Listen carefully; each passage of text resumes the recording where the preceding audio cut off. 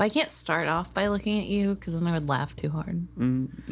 It's too hard to take it seriously whenever I have to look at you in the eyes when you take a deep breath and go, welcome back.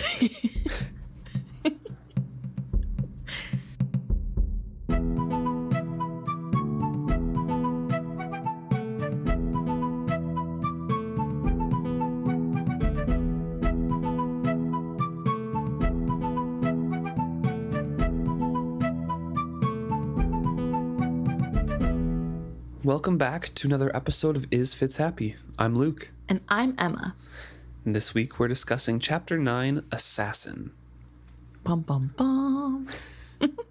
I really kind of want to count up all the times that we've done a bum, bum, bum or some ominous noise before a chapter, because I feel like it's over half of the episodes that we've done. Well, is it my fault that over half of the episodes we've done has had something ominous about to happen? No, it's not. It's Bob and Hobb's fault, actually. Yeah, so.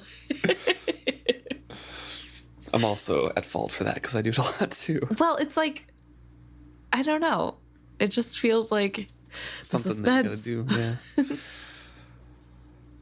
The beginning part of this chapter goes over Galen and the Coteries, speaking specifically on the Buckkeep did not have a skill master, a true skill master in the castle or the keep since Felicity, because Galen was only under her tutelage for 2 years, and she had already developed a cough that was going to kill her eventually, and he was kind of rushed through as an apprentice, and it's up for debate whether she picked him because she knew he was dying, or she was dying, or she picked him because Queen Desire forced him to be accelerated through the ranks of the nobles.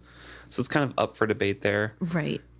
Also, it's pointed out that normally apprentices to skill masters are apprentices for at least 7 years, and he was only an apprentice for 2 before she died, and he himself proclaimed himself to be the new skill master.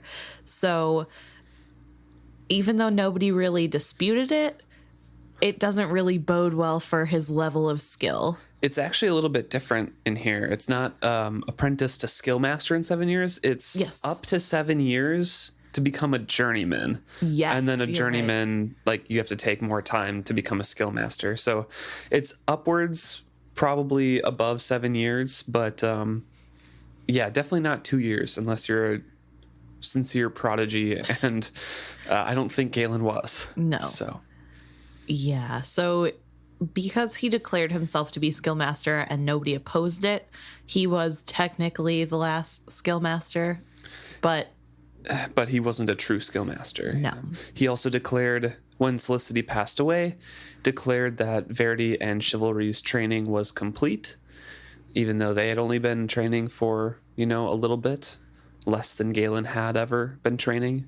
Right. And so they have incomplete training. I should say kind of is unclear how long the time period is, because just because Galen has been skill master or apprentice for 2 years doesn't mean that he's only been studying the skill for 2 years. Right. Yeah. So potentially they could have had more than a year and a half of training, but we really don't know. It's kind of left up for interpretation.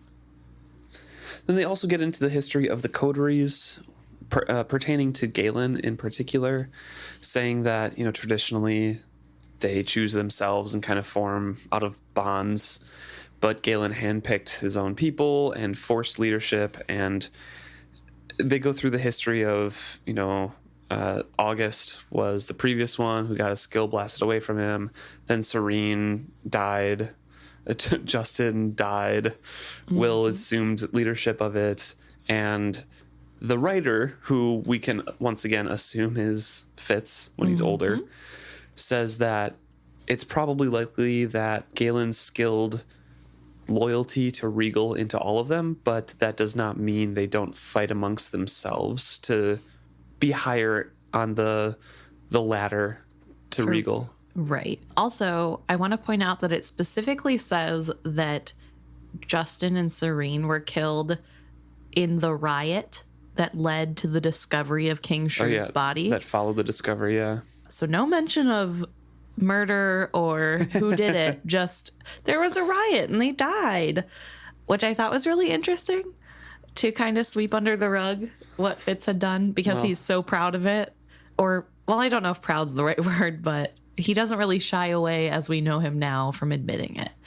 No, but I think he also, this is when he's older, so I also feel like he's taken to heart what Jade has yelled at him, saying that I taught you better than what you did. That was reckless, and you had thousands more tools than what you used there.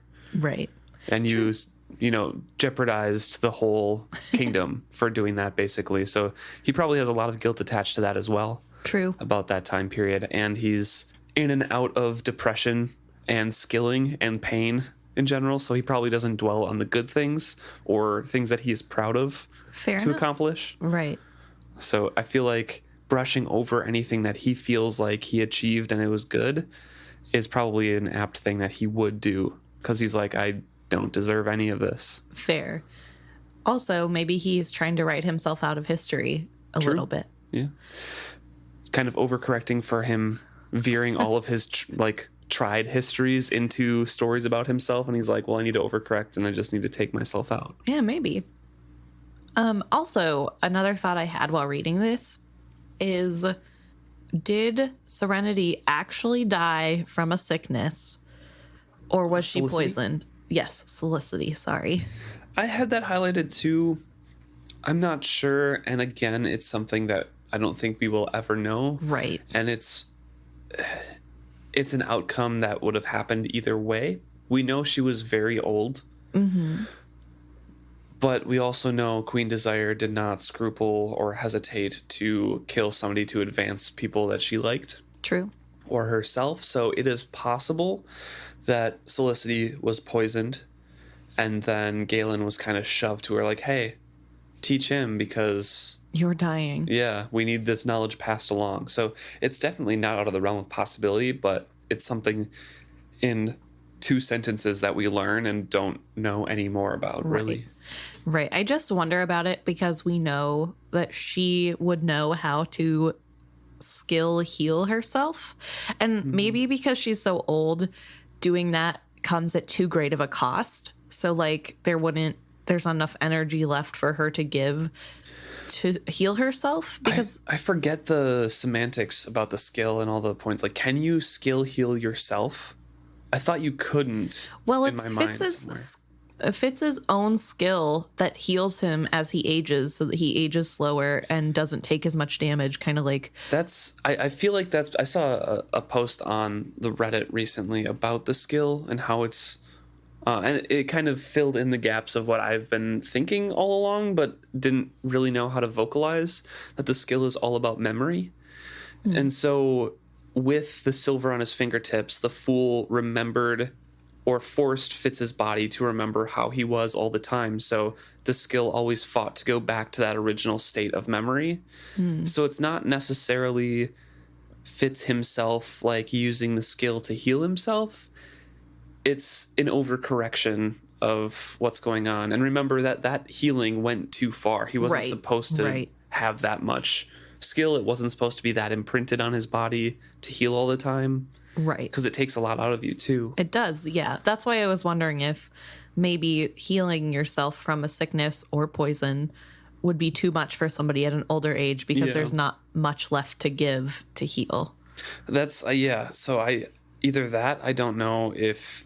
Since she was a skill master and we don't know a lot about the skill, if that was possible, that she could do it, but she couldn't because of her lifespan. Right. Or if she literally couldn't and didn't have any other skilled ones to heal her. Oh, yeah. Because Shrewd was there, but he didn't do anything. Right. Probably hasn't used his skill for decades. True. By the time he dies, so who knows? Yeah, we know he's weaker in the skill because of some incident in the past. Yeah. So... Interesting. Yeah, I'm not sure. I'm not sure either. Poison is definitely a definite possibility, though. We know how the family loves to do that, so. Yes. All of the Farseers in general, actually. So we get back to Fitz scouting out Tradeford Hall, walking around the exterior, scoping it out, seeing what's going on. He finds it very easy because it's not a keep. Right. It's a nice touristy city where you can just walk around the grounds because it's like a garden out there. Essentially, he's walking around in Times Square and Central Park. yes, Central Park. Yeah. And being shocked. Kind of dressed like a beggar still. So people are throwing him looks, but they're not going to tell him to leave. Right. Because he can be there. But the police are going to look at you sideways and like, hey, you should, maybe head out. Right. And in fact, they do. One guard stops him to show him the fastest way out of the garden. And Fitz apologizes, saying that he had heard so much of the greatness of this city and he just wanted to experience it for himself. And the guard tells him that hearing of the tale should be good enough for his ilk. So they don't really like him. Well, they don't really like beggars in this area. Right, yes. But he's able to scout it out pretty much the whole night and day, and he's looking for weaknesses, seeing what he can learn. He also notices the fashion going on. He notes that at some points he wishes that he could just knock out a nobleman to steal his clothes, but because of the fashion of the time, there are so many laces and bells that it would be hard to put the clothes on himself without a valet, so that is not really an option. He's trying to get closer, and he gets up to the keep a little bit, to the main walls and the gates to try to get a little bit more information. He sees a guard that is familiar. One guard turned and laughed harshly. The hair stood up on my neck. For a time, I stood frozen, staring from my place of concealment. Had I seen his face before? It was difficult to tell at my distance, but the thought roused a strange mixture of fear and anger in me. Regal, I reminded myself. Regal was my target. I moved on. So seeing some of these guards in these Pharaohman outfits and everything, and possibly seeing some familiar faces, really is bringing back a lot of those memories that he thought he had gotten over. And he's gotten over them, much more than we saw him a few chapters ago. Right. But it's still enough to freeze him in his tracks for a little bit because they're traumatic memories, and maybe that guard was one of those surrounding him when he was getting beaten in the dungeons. Right. I am of the opinion that it probably was somebody he knew, and that the laugh would be enough to remember him by. I mean, I think that time period is pretty sketched into his brain. Right. Every little detail, because of his assassin's training, he would be able to remember every little detail. And so I'm sure this is somebody, he is far away, so he can't see their face, but I'm pretty sure this is somebody he quote unquote knows. Yeah. Or remembers from that time. Right. He positions himself near a smaller gate where a lot of delivery people and servants were going in and out, being questioned by the guards. And he sets himself up as a beggar, mutely approaching people with his hands out. And Hobb makes a mention in here, and Fitz makes a mention in here, that like most people to beggars, they just kind of ignored him and moved on, but kept talking. So he learns a lot about what's going on. Right. And it's interesting because we're seeing Fitz really use his brain for the first time in a while, using his assassin training more specifically. He is looking at how people are dressed around him. He is looking at how they're reacting to him. He is using all the knowledge in his wheelhouse to know how to best get information in the state and what to do next. So a little bit impressive, but also sad that this is what it's come to. He learns a lot of different details, about different drugs that Regal now prefers, that this is Regal's last night in Tradeford before he goes on a holiday up the river to a different hall, things like that. There's a big ball tonight.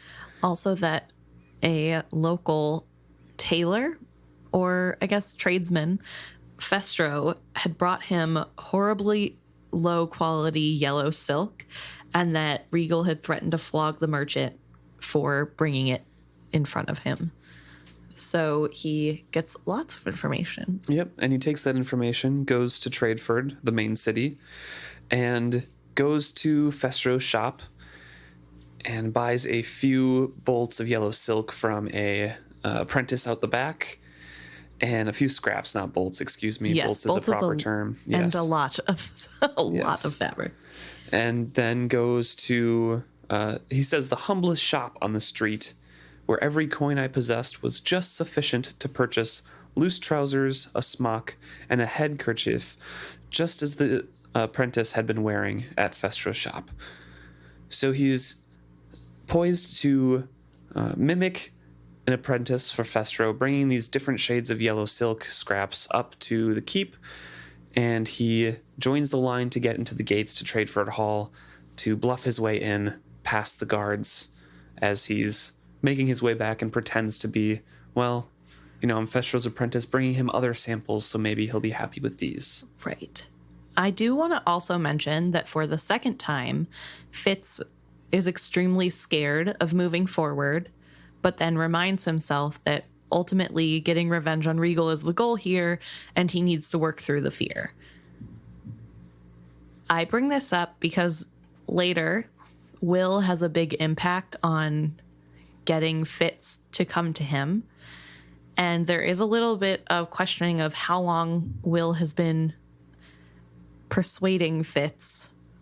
And I'm wondering if these little instances of big fear that almost leads to Fitz turning away and then deciding, never mind, I'm going to ignore it, is Will, or if it's just fear that Fitz is stubbornly fighting against.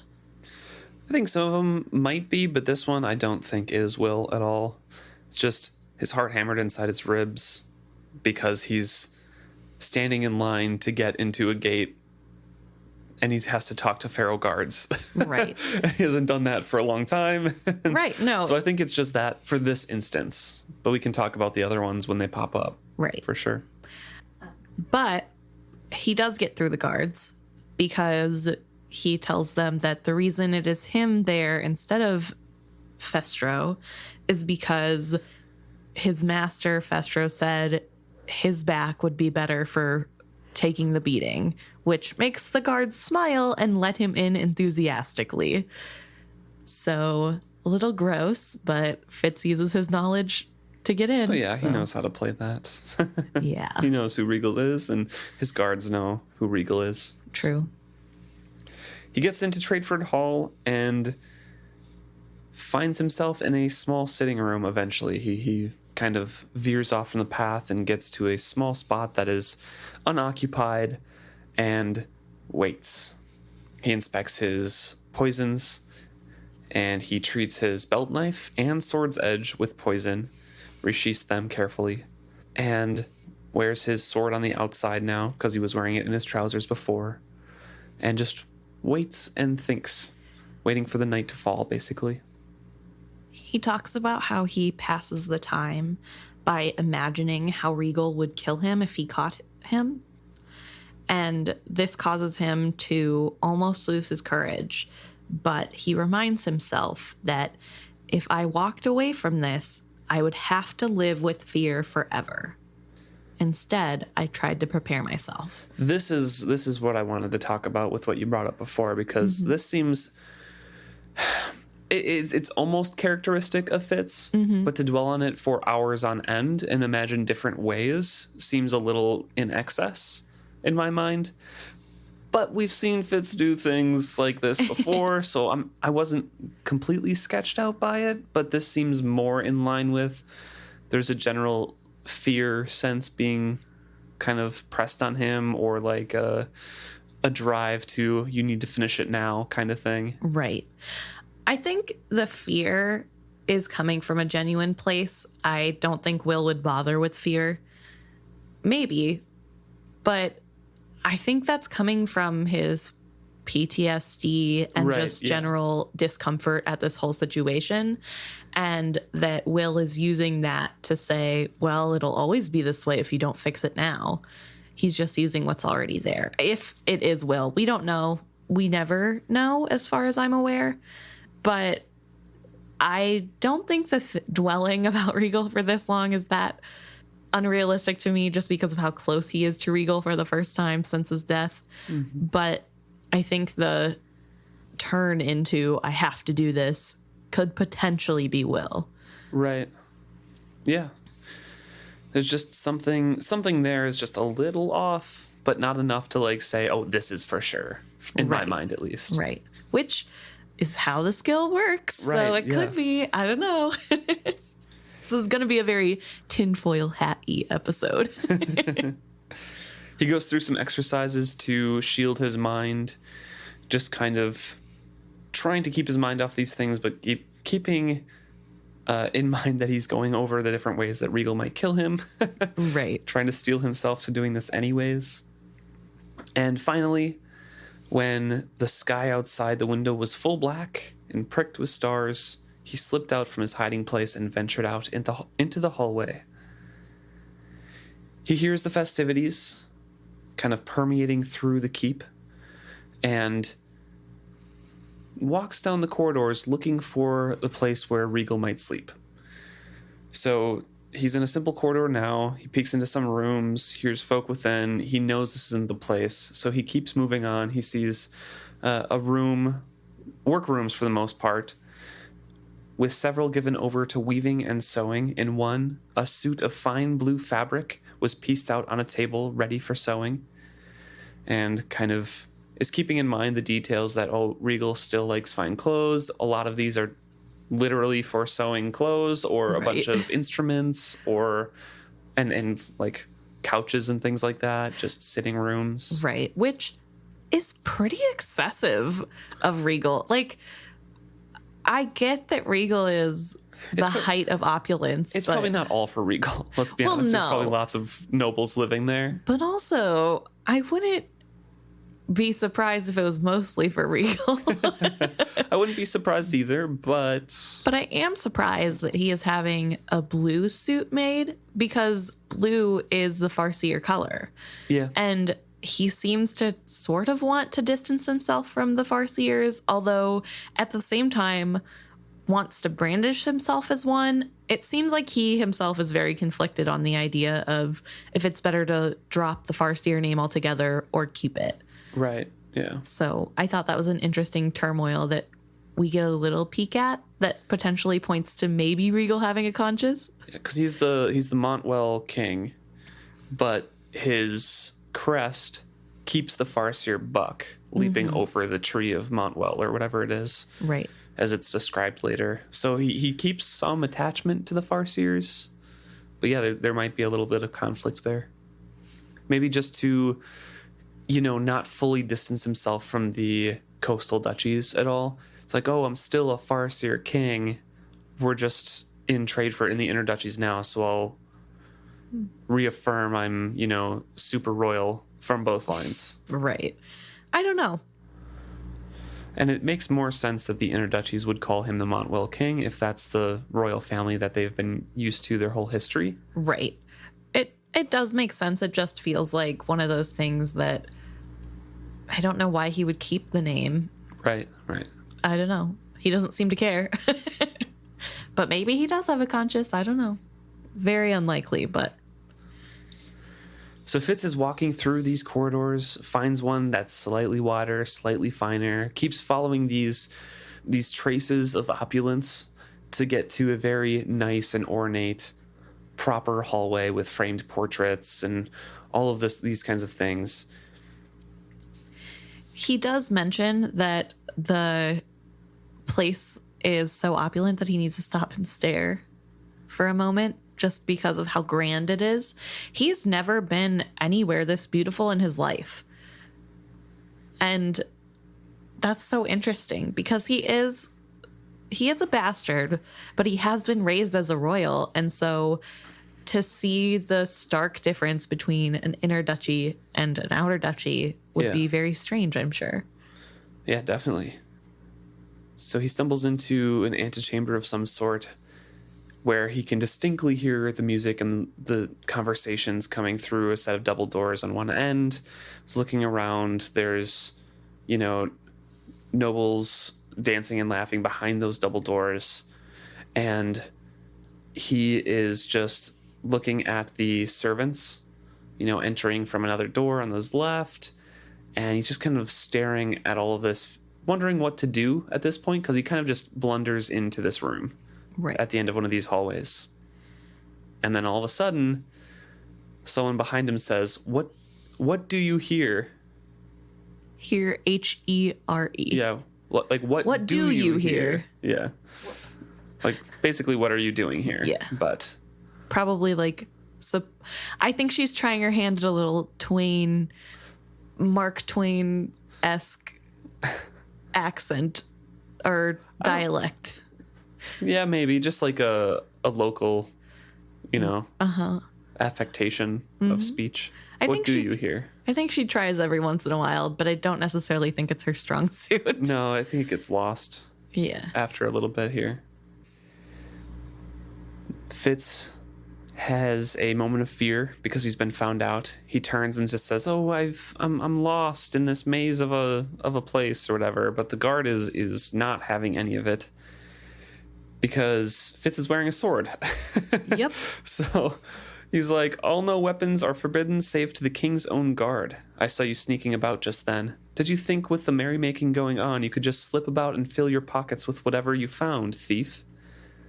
I stood frozen with terror, watching the man approach me. I am sure he believed he had discovered my purpose from the stricken look on my face. Verde would never have smiled so if he thought he advanced on a man he had helped beat to death in a dungeon. So this is Verde, one of those named guards that we had that beat him.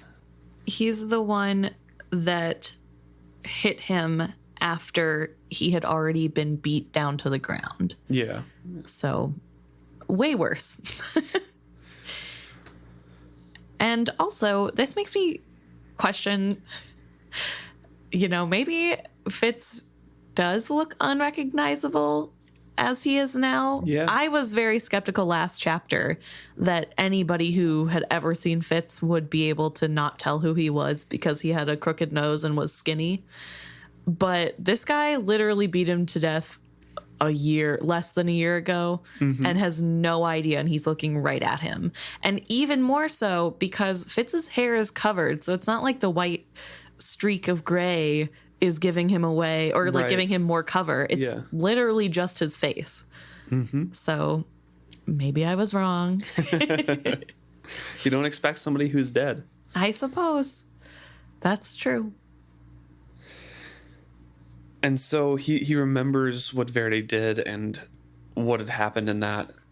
And he remembers the oaths that Verde had laughingly uttered each time that he had to haul me to my feet so he could hit me again. By Ida's tits I murdered to myself, and with the words, fear died in me. And now he's back. He had fear that rooted him to place, thinking back on these memories, like, this is one of the men that did it to me. Like, he's just coming towards me to do it again. I'm caught. Everything is done. And he realizes now, with that fear dying, that he can't get caught. He couldn't get away with his smooth words or lying or anything like that. It just was simple enough, and he had to kill him. Right. Well, especially because Verde is now asking to see what's in the pouch. Yeah, and it's just poison. So no smooth talking yourself out of that. And Fitz settles on killing him. So he backs up, luring Verde away from this main hall, and eventually sidesteps him as Verde lunges, as Fitz baits him in, and slices him across the throat. But as he does so, Fitz stands over him, looking down into his eyes and saying, "FitzChivalry," I told him quietly. "FitzChivalry." His eyes widened in sudden understanding and terror, then lost all expression as life left him. So quickly it was done. Vengeance. I stood looking down at him, waiting to feel triumph or relief or satisfaction. Instead, I felt nothing. Felt as lost to all life as he was. He was not even meat I could eat. He wonders if there's a woman or kids waiting for his wages to help feed them, and realizes that's not a very assassin way of thinking. He also comments that it was easier when King Shrewd was the one telling him to kill someone, because then he didn't have to think about what happened to the family. Right. Fitz realizes he made a huge mess in the hall now. There's a lot of blood pooling. Yep. So he has to make the decision to either leave him there, try to hide him. What's he going to do? What's going to happen with that? So he takes off his shirt, tries to mop up the blood, drags Verde into a next room that has a bunch of ponds in it. It's a type of gaming room. We kind of skipped over the description, but there's a lot of exotic birds. There's a couple ponds and tables for gaming, potentially some type of gambling, but it was empty. It also made me think of Ashtaval, that there's like a room there that is described as having a pond. Oh, as Levjal? As Levjal. The ice city, the Elderling one? Yes. Whenever he's... I don't remember that. I don't know. It's like a weird, distinct memory I have of him walking. Maybe it's this memory, and I've just placed it in Ashtaval. I can never... As Levjal. Yeah. I only remember the room... I mean, I don't remember the descriptions that well, but I only remember the room with a bunch of statues in it. And they're all like kind of broken because right, the pale woman had done that. I thought there was also a garden room that was more like a indoor botanical garden, I think. Maybe. But it has similar imagery in my mind as this indoor. Was that at Kelsingra when they activated the city? Or was that Eslowshall? I don't know. I don't know either. It's a tangent. Yeah. So he tries to clean up as best as he can, but he leaves a sheen and trail of blood on the hallway floor. He dumps the body into a pond, washes himself. He doesn't have a shirt now. And he's hoping that when they did find him, the body, they'd take some time to puzzle out why the killer had dumped him in that pond. Right. So he takes off to the... Maybe buy himself some time. Yes, he takes off to the left, which is the opposite direction of the way he dragged him. And in the next room, there is someone else entering. And it is a group of young noble people. They have a servant swinging some incense around them, so they continuously walk through the smoke. Quote unquote incense. Yes. And he stays really still, and like dinosaurs, they do not see him because he does not move. They're also very intoxicated and very interested in their own conversations and things. Right. And he thinks that even if he was doing cartwheels in front of them, they would not notice him. Right. Also, he thinks he's going to be safe because they're going into the room with the dead body in it that he just left. And because they're all so intoxicated, they probably won't notice the body. I mean, he literally was shirtless, pressed up against the wall, just not moving, and they didn't see him walk like when they were walking past. So honestly, True. I might make the same assumption as him. Fair enough. But I feel like this pond has to be like some sort of focal point, and why wouldn't they go straight to the pond? I don't know. Whatever. It doesn't matter. They are very intoxicated. It's a fair assumption. This chapter is actually one of my favorites in this book, mainly because it gives me the feeling, like I like to play video games a lot, and I really like stealth video games.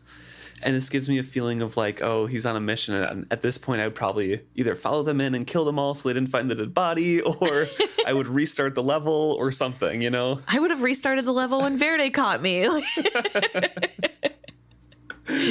Oh, Fitz. It is definitely, I think, the most vibrant in mental picture. Yes, there's for me, tons of description in this chapter, actually. This is the longest chapter we've ever read, actually. Right. And it kind of makes me realize how little description there is at other points. And maybe that's just because we're supposed to have the bare feeling of utilitarianism. Yeah. I think you're right, actually. I think it's a stylistic choice of there's not much to describe in Buckkeep, and then all of a sudden he's here. And it's beautiful and opulent, and there are rooms full of more vellums of scrolls than he even knew existed. Mm-hmm. And it's crazy. Everything is more beautiful than the last, and there's so many descriptors, and my brain is like, can we just take some time to like explore the castle more? I don't know. Maybe don't murder anybody, Fitz, but I know that is not something we can do. And so he keeps moving on, tries to, move past that to get away from them a little bit, and finds himself in the main room with the main staircase, main entrance here. And again, there's a lot of description about it. All was illuminated with ornate candelabra, with sparkling crystals, suspended from gilded chains, hundreds of candles burned in them. Statues were displayed on pedestals at intervals around the room. And it's all super opulent. He sees this main staircase, and it's not, the back room servant staircase that he wanted to find. But, this is what he has, so he starts to make his way up it. And halfway up, he notices a scream, or hears a scream. So evidently they did see and find the dead body floating in the pond. And he starts hauling up those steps. Takes a left, I believe, because he hears voices to the right. Puts his ear to a door quick, opens and closes it because he didn't hear anything, and kind of breathes heavily in and out because he just avoided some people. Right. And is hiding from whatever guards are going to be coming to look. Right. He also gets out of the opening of the door so that if somebody were to open the door and peek in, they wouldn't immediately see him. Right. And then is immediately overcome with fear. Debilitating fear, even. Fear welled up in me like a sudden blackness, threatening to overwhelm me. I felt the floor rock under me, and I crouched down quickly to keep from falling in a faint. The world spun about me. I made myself small, hugging myself tight and squeezing my eyes shut, as if somehow that would better conceal me. A second wave of fear washed over me. I sank the rest of the way to the floor and fell over on my side, all but whimpering. I curled in a ball, enduring a terrible squeezing pain in my chest. I was going to die. I was going to die, and I'd never see them again. Not Molly, not Burek, not my king. I should have gone to Verity. I knew that now. I should have gone to Verity. I wanted to scream and weep, for I was suddenly certain I could never escape, that I would be found and tortured. They would find me and kill me very, very slowly. I experienced an almost overwhelming drive to simply leap up and run out of the room, to draw swords against the guards and force them to end me quickly. Steady now. They try to trick you into betraying yourself.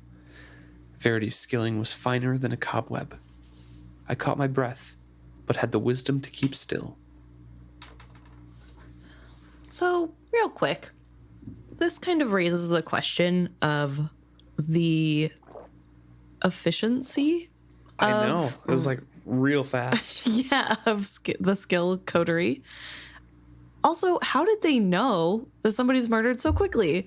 Like, I know that how the people who found the body knew so quickly, but how did the coterie know? Well, first of all, we don't know. This could be another Robin Hobb time thing. We don't know how long that That's passes true. before fear hits him. That's true. He could be sitting in there for a couple minutes. Also, later on in the chapter, we get Will riding with one of the guardsmen. So maybe the coterie members are just riding in some of the captains of the guard and get all that's relayed to the guard, Right. Get all that information immediately. Maybe somebody was riding with Verde. Possibly, but I don't think so. Right. They would have been looking before then. Mm-hmm. But I also wonder why Fitz's walls don't seem to work at all. I mean, to some extent, they work, but he's still feeling the effect and he is still later tricked. So I wonder, is it just impossible to fully shut yourself off from the skill, or is it because he has so little training? We don't know how it works, so I have no idea. But I think it does work, because otherwise I think he would have just rushed out if he didn't have walls. That's fair. Yeah. Because there's a conversation right after this with Carrot and Burl that if there was anybody here, they would have come out. Right. They're very confident in that. Right. I just wonder, because Verity talks to him, I know it's very quietly, but he talks to him in this moment. Maybe the fear makes his walls come down a little or something. I don't know. Verity's still in his head and riding with him. Remember that. That's true. So he's not keeping Verity out by putting walls up. He's already voluntarily riding with Fitz. I suppose, yeah. Interesting. I don't know. And so, as I mentioned before, Carrot and Burl are outside of Fitz's door in that corner. Fitz doesn't know it's them yet, but they sit here and talk about it a little bit. First man says, "I was sure of it," said a man. "No, he's long gone. If they find him at all, they'll find him out on the grounds. No one could have stood up to both of us. If he were still in the house, we would have flushed him out." And I think the "I was sure of it" is them feeling Verity's skill. Right. He was sure of something was still there, you know? So they argue back and forth a little bit. It's a waste of time. He must have run out. No, there's something here. We should tell Will. No, you're going to look spineless and the fool in front of him. There's obviously some sort of power struggle and rivalry in between all of them. Mm-hmm. In particular, these two and Will, because Will is the leader at this point, and obviously has Regal's ear and openly disparages them to Regal. And all of this, Fitz realizes, he says, "The wine was unmistakable now. Burl," I suddenly realized. Burl speaking to Carrot. Also, it's pretty funny because the wine he's hearing is about how, well, if I don't have the body of a soldier, it's because it's not my body that services the king. It's my mind. And I'm not a soldier. Which is so funny. I don't know. Something about that is very funny to me. It's also very interesting because, we know Burl was bigger when he was first into training. Right. But during training, Galen, enforces that very limited lifestyle. Right. And diet. And he lost a lot of weight. And now he seems to be gaining it back. Yes. Also, he was a carpenter's apprentice. Yes. So he was big in the sense of like big muscular dude. Yeah. Not necessarily on the chunky side, which would be fine too. But yeah, things have definitely changed since Fitz was last with this coterie. And so Carrot is responding back. "I'm satisfied that tonight at least he cannot fault us. There is nothing amiss here that I can find.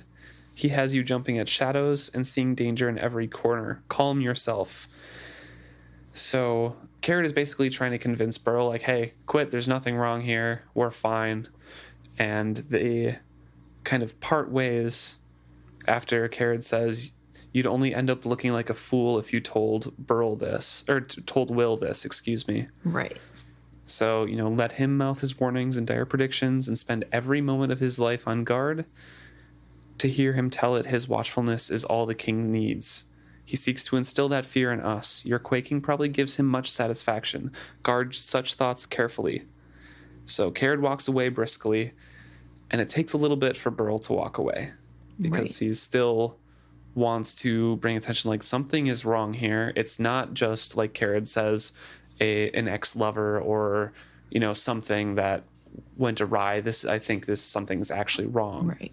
Well, Carrot did speculate that it's because Verde had some debts or that he wins too much at the gaming table. Yeah. That's why he was found in the gaming room.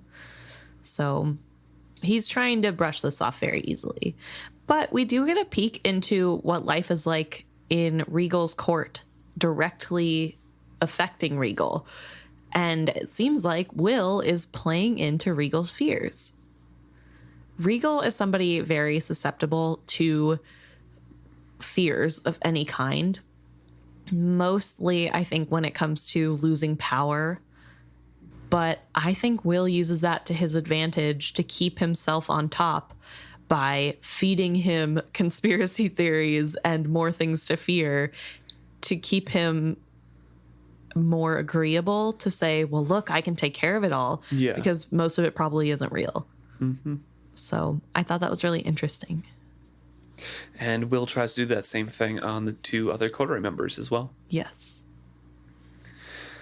So Fitz sits there quietly, looking at his surroundings, taking that in, having his fear calm down a little bit once he realizes he was that close to the Coterie, or at least 2 members of the Coterie. And he's sitting there looking around, sees a wardrobe, and he's thinking, well, stealth had got him this far, but perhaps it was time to be bolder now. Luck was with him. This was a man's chambers. He finds a shirt, puts it on, and walks out into the hallway once again, looking for Regal's bedchambers. He steps out into the light, and he's not pleased to find the leggings were a dark green and the shirt was a buttery yellow. So another fashion comment here. Yes. But he resolutely sets the worry aside of not being able to blend in and strikes off down the hall. Which, first of all, this whole idea that now is the time to be bold feels weird to me. Yeah. Fitz is not a now's the time to be bold kind of guy. I think the only exception to that is when he killed Serene and Justin. Mm-hmm. And that was at the death of his grandfather in front of him. So I really feel like at the very least, this is the start of Will. I don't know if I agree with that take on Fitz. Oh, no. He's oftentimes now it's time to be bold, like charging headfirst into battles. But he rushes into danger recklessly. He often does things like that, though. I agree that he rushes into danger recklessly, but I think every time he does it, he thinks that he is being secretive and that he has a plan and that, like, I won't get caught. I feel like there's more behind it than just, well, time to be bold. I don't feel like, in my opinion, in my reading of Fitz, he's ever I'm doing this to be bold and that's the easiest way to do this sort of thing.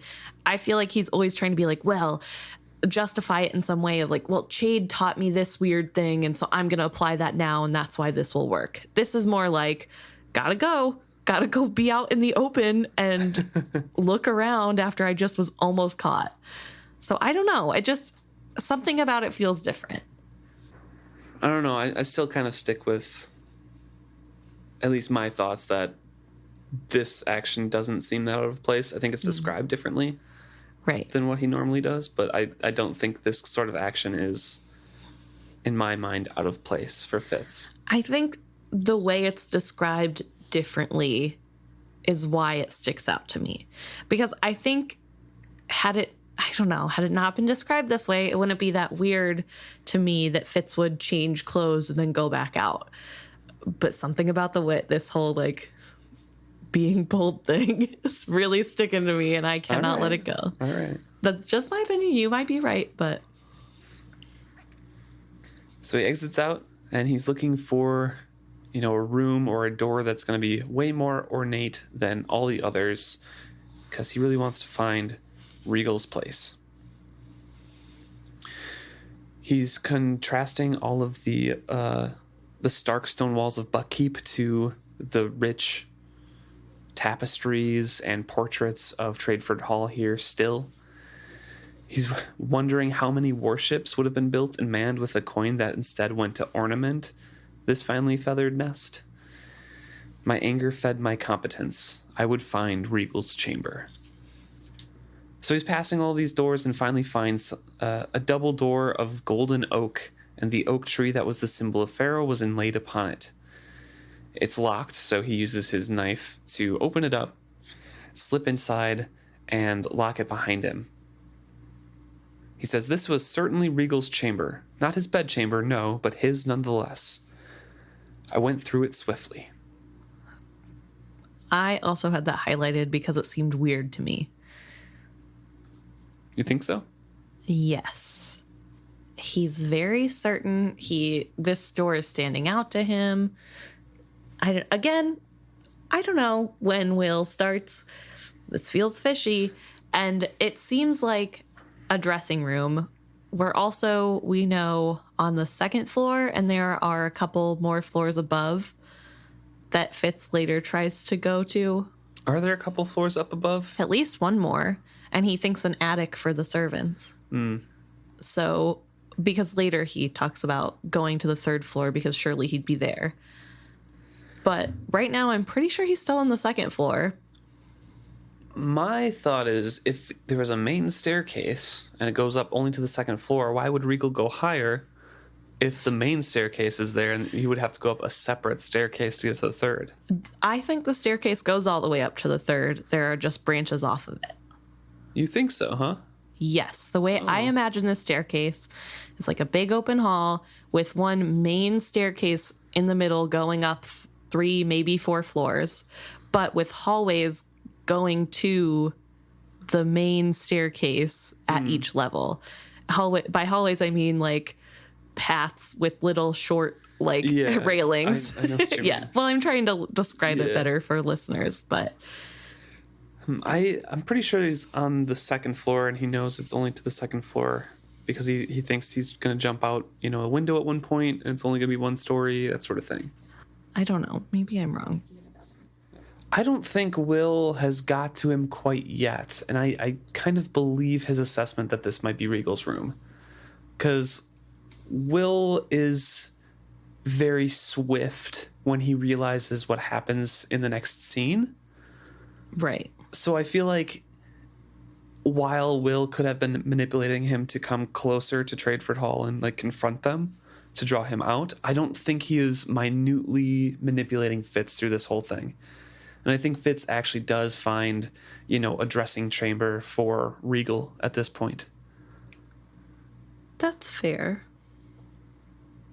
And as Fitz is looking around this chamber with all of these, garments on hooks and racks, or draped on chairs, small chests that probably held jewelry, looking glass between the wardrobes, all of these different things, 2 small sensors for smoke, Fitz gets a little thought from Verity in his mind.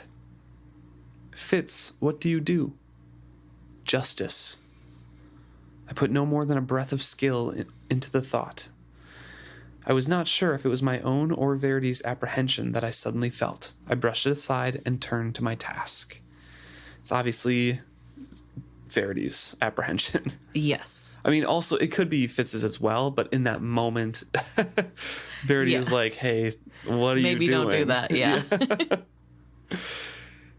So Fitz is looking around for the best place to apply all of his poisons, and he applies them, all his multiple different poisons, in multiple different places. Right. He does start out by saying how frustrating it is because a lot of it isn't going to do any good. If he puts it in the hair pomade, then it'll probably just kill the person doing Regal's hair. And if he puts it in the sensor, it'll likely get thrown out with the ashes. Yeah. So he's really got to think hard about what he's going to do. Yeah. So he's saying, his bedchamber could not be far and opportunities would be better there. So for now, he just treats some things. Bristles of the hairbrush, and dips as many earrings as he could. Last drops he added to vials of scent, hoping that Regal would overindulge and have enough on his skin to kill him. He put some powder on scented handkerchiefs.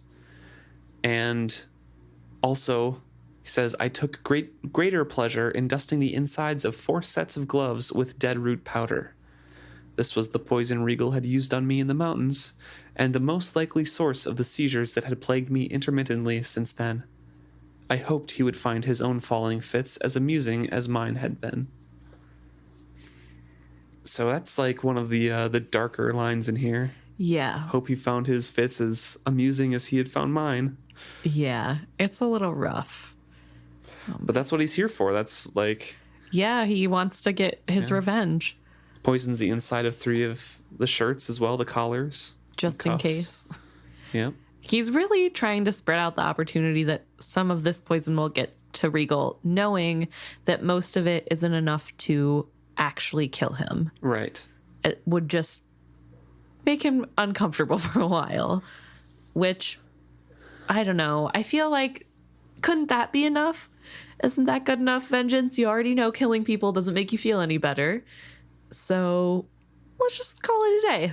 We'll just leave it here and be on our merry way. But no, that is not how Fitz is. And before he can leave, someone else joins him in the room. Yes, it's another guardsman in Regal's colors. The man pushed into the room and cast a quick glance about. His irritation showed in his face as he impatiently said, "It was locked. There's no one in here." I waited for his partner to reply, but he was alone. He stood still for a moment, then sighed and walked over to the open wardrobe. "Foolishness. I'm wasting time up here while he's going to get away," he muttered to himself, but he drew his sword and carefully prodded about the interior behind the clothes. As he leaned to reach deeper into the wardrobe's interior, I caught a glimpse of his face in the mirror opposite me. My guts turned to water, and then hatred blazed up in me. I had no name for this one, but his mocking face had been forever etched into my memory. He had been a part of Regal's personal guard, and had stood by to witness my death. The guard sees him in the reflection as well, but before he can fully react, Fitz is on him with his knife, and guts him, kills him too, saying his name, FitzChivalry, FitzChivalry. And for the second time that night, Fitz cuts a throat, and he wipes the knife on the sleeve on Fitz's sleeve as he dies. As he stands up, Fitz feels two things: disappointment that he had died so swiftly, and a sensation as if a harp string had been plucked, letting out a sound I felt rather than heard. In the next instant, I felt a wave of skill inundate me. It was laden with terror, but this time I recognized it for what it was and knew its source. I stood firm before it, my defenses strong. I almost felt it part and go around me.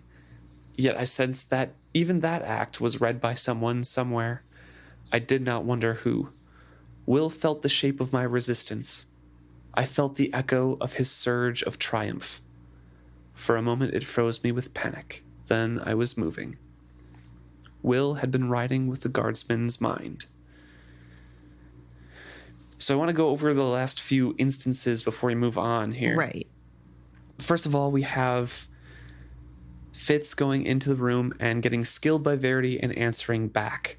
This alerts Will that skilling has gone on in this room. It takes time for him to ride with this guardsman or direct this guardsman to the chamber or locate that source. Right.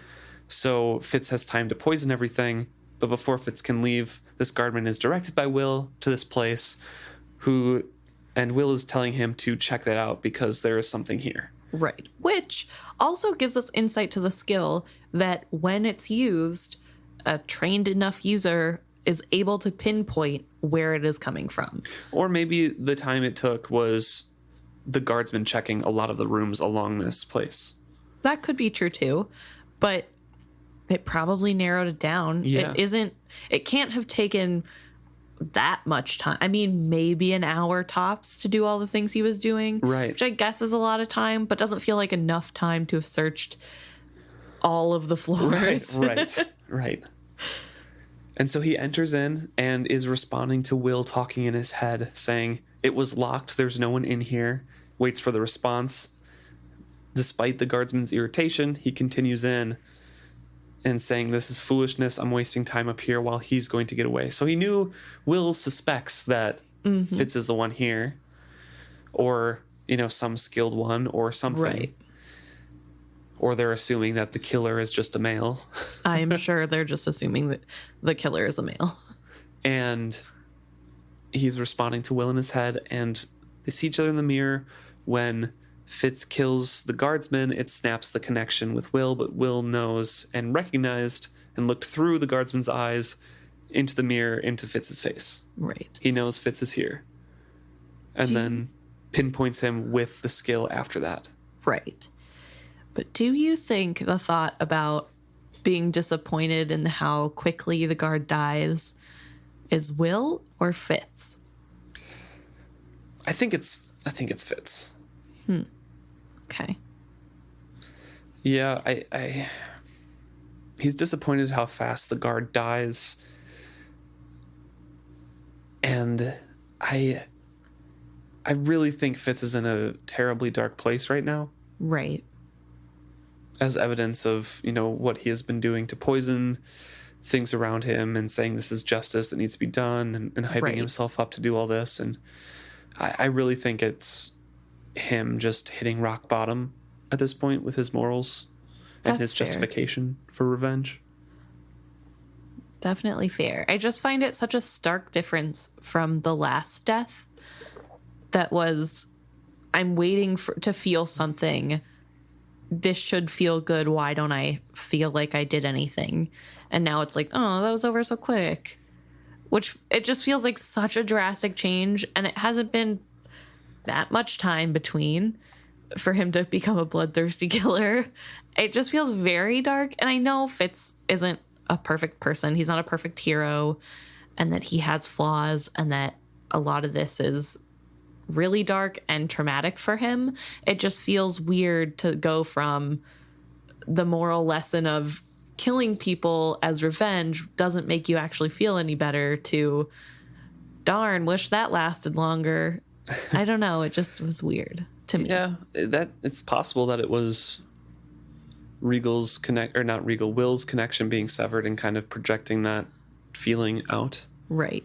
It's possible. Not that I'm saying that Will would have wanted this guard to be tortured. I think it was more of like held I him didn't get there to for learn. longer. Yeah, I didn't get to learn more. Yeah. I could see that. 100% I could see that. But maybe it's also just Fitz. I don't know. Like you said, he is after this room in a pretty dark spot. So Fitz can sense Will skilling out, sending the guards out and in motion, as if he were setting dogs to a fox's trail. So Fitz flees. Will knows he's within the mansion. It's only a matter of time, Fitz thinks, before he is caught. They're going to block off every exit, begin a systematic search. He's going to get found, and there's no way he's surrendering or letting them have him, so he's thinking as a last-ditch effort, he would take his own life first. He races on, past doors, more statuary, flowers, more hangings. He says every door he tried was locked, turned another corner, and was suddenly back at the top of the staircase. I felt a moment of dizzy disorientation. I attempted to brush it off, but panic rose like a black tide inside my mind. It appeared to be the same staircase. I know I had not turned enough corners to have come back to it. I hurried past the staircase, past the doors again, hearing the shouts of the guardsmen below me as knowledge grew and squirmed queasily inside me. Will leaned on my mind. Dizziness and pressure inside my eyes. So Will is influencing him here, and we know, all of us know listening to this, that Will is beguiling him, telling him that he is taking directions that he is not, that things appear differently than they actually are Right. in reality, and he's leading Fitz to him at this point. Yes. It is also super disorienting as the reader. This castle as a whole is kind of hard to grasp in a mental map sort of thing for me. That also could be because I'm terrible with directions anyway. So trying to form a mental map of a place I've never been, pretty hard. But up until this point, there's a lot of hallways and doors, and going through doorways and more hallways. Yep. And so it already has a kind of feel of like This place is huge. maze Yes. and hugeness. And yeah, so now Fitz's mind is being messed with, and it's getting even more confusing. Is he turning? Is he not turning? Where actually is he? Fitz doesn't truly know, but he's catching on a little bit that something is wrong. Yeah, definitely. And he's kind of thinking on what Verity did to the Red Ship Raider captains to steer them wrong. And he's wondering, how long had Will been working on me? Had he lured me here for this encounter by subtly convincing me that he would never expect me to come? And so he's forcing himself to halt to get his bearings a little bit, to try a door. He opens it up, and it is a workroom with blue fabric set out on a table before him, ready for sewing. I'd been in this room before. I knew a moment of relief, then checked it. No. This room had been on the ground floor. I was upstairs, wasn't I? I crossed quickly to the window, stood to one side of it as I peered out. Far below me were the torchlit grounds of the King's Gardens. I could see the white of the great drive gleaming in the night. Carriages were coming up it, and liveried servants darted here and there, opening doors. All this I took in a glance and realized that I was up a lot higher than I thought. Yet I had been sure that this table and the blue garments waiting to be sewn had been down in the servants' wing of the ground floor. Well, it was not at all that unlikely that Regal would be having 2 different sets of blue clothes sewn. No time to puzzle about it, I had to find his bedchamber. I felt a strange elation as I slipped out of the room and fled once more down the hallway, a thrill not unlike that of a good hunt. Let them catch me if they could. This is a very odd scene. Yes. Because that is the same room that he saw earlier, that was described earlier. Yes. Because, as we find out later, he was directed down to the first floor, the ground floor. And he probably did open up the same hallway. Yeah. Which also means that he has gone back through the game chamber and past all these other rooms he's just walked through and not even noticed. Or down a different way that he didn't know. He thought he was retracing steps. That's true. But either way, he is very disoriented. It's also frustrating because he literally just had this thought of, oh no, Will is influencing me, and now something doesn't seem right, but it's fine to brush it off, which I understand that magic is at work here. Yeah. So it's not necessarily his fault that he is not quite observing all of the signs, but it is frustrating because it feels very much like, Fitz, come on. Like, obviously something is wrong. And I think even on my first read through, this made me really frustrated and just not quite anxious, but anxious because something's coming, and it just, the suspense is so gripping. Yeah, it's very heavy in the air, I guess you could say. Right. And there's this question of how long has Will been with me? And I don't know. Yeah, I don't think we'll ever know. I don't think Fitz will ever know because Fitz is already paranoid when it comes to the Coterie in general, and especially Will. Right. So his own mind is, clouding that judgment that he could possibly have about it. Right. And honestly, I'm also very paranoid about what Will is capable of, so I read it into everything too. Fitz is not alone. It's very hard to tell. But I definitely think, at the very least, when the guard was killed, that's when Will jumps in hard. Yes. Yeah, definitely. He scares them with the fake fear and then slithers in the back door. Yeah, and shows him what he wants to see, because Fitz is now very intent still on getting to Regal's bedchambers and not just escaping, because he thinks he can't escape at this point. Right. And Regal's bedchambers are kind of being shown to him. Right. I do also want to point out that at first I was a little skeptical that he wouldn't notice something is wrong, or that Will is doing something to him to make him think it's all or nothing. I'm going to find Regal's room even if it kills me. But we've been spending the last several chapters with Fitz talking about how he knows he will probably die doing this. Yeah. So I guess in that sense, I do want to point out that part isn't necessarily influenced by Will. Right. That's Fitz's mindset for the past month. Yes. Even though he's been wavering a little bit, and you would hope that in the moment he would make the right choice and just leave and save himself. We know that Fitz doesn't usually make the best choices, especially under pressure. And especially because he thinks that there is no escape at this point, since he's been found out. And yes. The keep has been alerted. So he heads away from the serving quarter that he thought was on the first floor, but clearly isn't, and hits a T intersection, which is weird because he doesn't really remember seeing one of those, and it doesn't match the layout in his head. But when he looks to the right, there is a grand hallway with a beautifully ornate golden door with the tree symbol on it, and clearly this is Regal's doorway. And when he hesitates to the left, he hears people coming after him. He hears a mutter of angry voices from a room somewhere off to the left. As if to spur me on. Mm-hmm. And so he turns right, drawing his knife.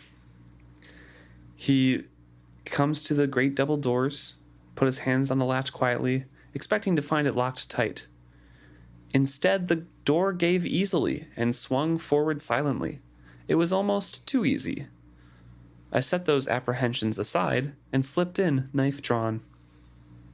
The room before me was dark, save for 2 candles burning in silver holders on the mantelpiece. I slipped inside what was obviously Regal's sitting room. A second door stood ajar, revealing the corner of a magnificently curtained bed, and beyond it, a hearth with a rack of firewood laid ready in it. I pulled the door gently closed behind me and advanced into the room. On a low table, a carafe of wine and 2 glasses awaited Regal's return, as did a platter of sweets. The censer beside it was heaped with powdered smoke, waiting to be ignited on his return. It was an assassin's fantasy. I could scarcely decide where to begin. That, you see, is how it is done. And Fitz spins about, experiencing a dizzying sense of disorientation, because he spins about and sees him Will sitting there in the middle of a well-lit but plain room that is not ornate. That is not the double doors he just went through. Right. And Will is also drinking a nice glass of white wine, which I thought was an interesting detail. As someone who also likes white wine, I just wanted to point that out. Carrot and Burl flanked him, wearing expressions of irritation and discomfiture. And Will says, "Go ahead, look behind you," and Fitz does, and it's 6 guards, not the ornate bedchamber that he had seen before. Right. I do kind of wonder what everyone else saw, because we know what Fitz saw, but essentially he was like sneaking in and looking around at things that aren't there, and looking past people.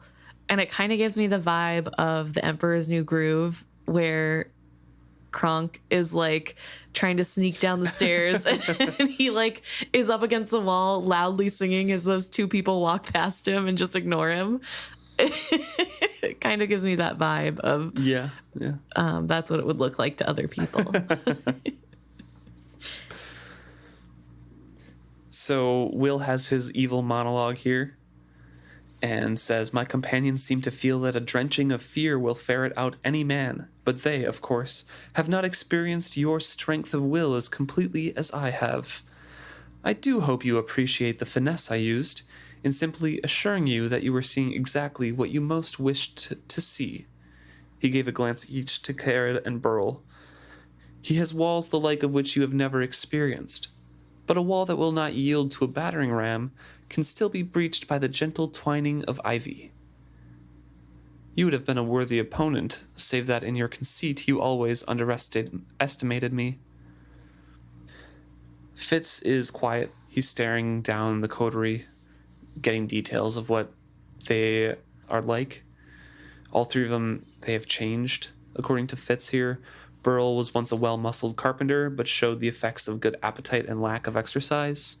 Carrot's attire outshone the man within it. And Will had the greatest change. He was in a well-fitted, well-tailored dark blue garments. Made him seem richer than Carrot's costume. And his dark eyes, once so terrifyingly piercing, only one remained. The other was sunken deep in its socket, showing cloudy in the depths like a dead fish in a dirty pool. He smiled at me as he saw me looking at it. He gestured at his eye. A memento of our last encounter, whatever it was that you threw into my face. A pity, I said quite sincerely. I had meant those poisons to kill Regal, not half-blind you. Will sighed lackadaisically. Another admission of treason, as if we needed one. Ah, well, we shall be more thorough this time. First, of course, we will spend a bit of time ferreting out just how you escaped death. A bit of time for that, and however much longer King Regal finds you amusing. He will have no need for either haste or discretion this time. He gave a minuscule nod to the guards behind me. I smiled at him as I set the poisoned blade of my knife to my left arm.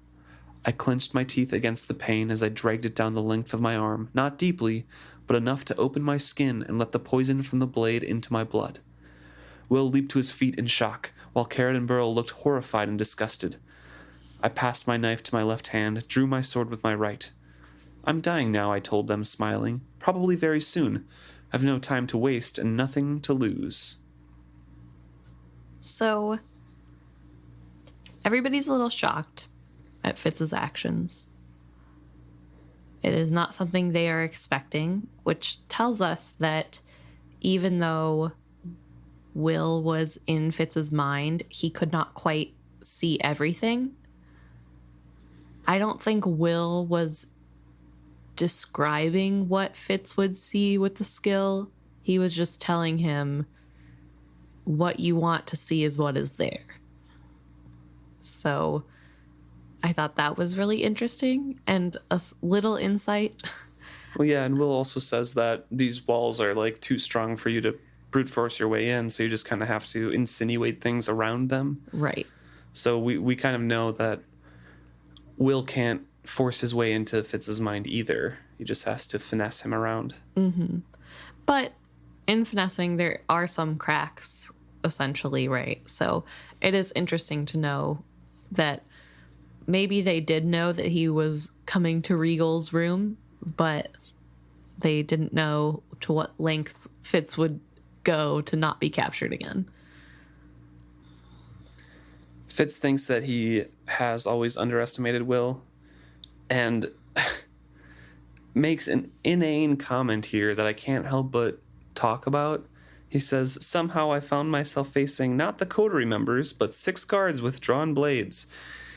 Fitz, you went to Tradeford Hall, which you knew was the heart of the king that you wanted to kill. Yep. And were scared of the Coterie members. Fair. You didn't expect to fight any guards? No. You didn't expect there to be any guards brought along this if you were found out at all. How delusional are you about your chances of success and what you will find there? How far did he convince himself that this was the proper thing and that he would poison Regal and die trying, but it would only be to the Coterie members or himself because he didn't want to be captured? You know, like, I don't I think he overestimates his assassin abilities. He does, for sure, and I know we've talked about that too. Right. But he is good at what he does when he tries or has direction. Right. Definitely, but he doesn't really have direction here. It is just vengeance, and it's not really working out. He, I think, is purposely not thinking about the guards because of the traumatic experience he lived through, but I think he's also really young and naive and thinks that revenge is easy, and clearly getting to Regal will be easy because Regal has never wanted guards around him. Mm-hmm. Or at the very least, he's not thinking about Regal being heavily guarded, which has literally always been the case. Right. From like book 1. I don't know. It is definitely a giant oversight on Fitz's part. But to be fair, I think the scarier prospect is the mental pain, not the physical.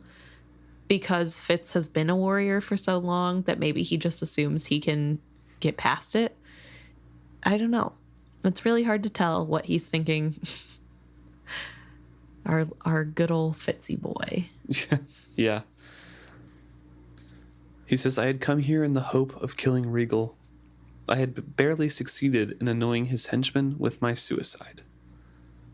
Suicide? Somewhere deep within me, Verity was horror-struck. Better than torture. Less than a whisper of skill on that thought. But I swear I felt Will go groping after it. And those few sentences right there really brings back to mind the end of Royal Assassin and his thought process in the dungeon. That he just wanted to end it so he would stop getting tortured. Right. And that's what this is bringing about again. If he couldn't accomplish his task, he was not going to get caught again. Right. That's the whole point of this. That's why he was saying maybe his goodbyes to Night Eyes in his head, why he didn't want to bring the Rolf and Holly into it or anything, because he didn't know if he would be able to get away scot-free, and that would be the the outside chance. Right. In his head. Best case scenario, that probably wouldn't happen. Right. It definitely shows how broken Fitz still is, and kind of makes us feel more like it was always intended to be the end of a life than vengeance for the old one. Yeah. And that's so sad. Mm-hmm. That's all he thinks. That's the best prospect he can think of. I don't know. I don't really blame him, because what he has gone through is terrible. And I think the effects of that are really hard to get over. 100%. Yeah. I don't know what I would do in that situation. Thankfully, I probably will never have to know. But it's just so sad and heartbreaking to get to this point where Fitz is like, well, at least I won't have to go through that again. Mm-hmm. And this was kind of always the outcome he knew would happen if he did this, and he did it anyway. And it's really hard sometimes rooting for a hero who wants to bring about his own demise. So self-destructive in a lot of his habits, his emotions, and his actions in general. Right. And this is just the culmination of it all. Right. This is what Beric and Chade always admonished him about, of throwing away his life for the good of something else, even if it's not the right cause or action. Definitely. He's misguided in a lot of things and his own thinking. He is a broken man. He wasn't raised properly. He was mistreated as a child and severely mentally and physically mistreated as a young man. Yeah. And on top of all that, you mix magic in and everything's kind of screwed up. Magic that is addictive. Yeah. Plus another magic that made him an animal for a little bit. So yeah. Things are just a little bit rough, to say the least. The ultimate escapism, you know, from that messed up experience or experiences that he's had. Right. So Verity is skilling in like, hey, what is going on? Get out of there. Like, don't stay there. And Fitz is just like, no, let it happen. Don't reveal yourself to them. This is how it should be. And this sets Verity off. Reveal myself? Verity's skill boomed suddenly in my mind, like thunder on a summer night, like storm waves shaking a shale cliff. I had seen him do this before. Angered, he would expend all of his skill strength in one effort, with no thought to what might befall him afterward.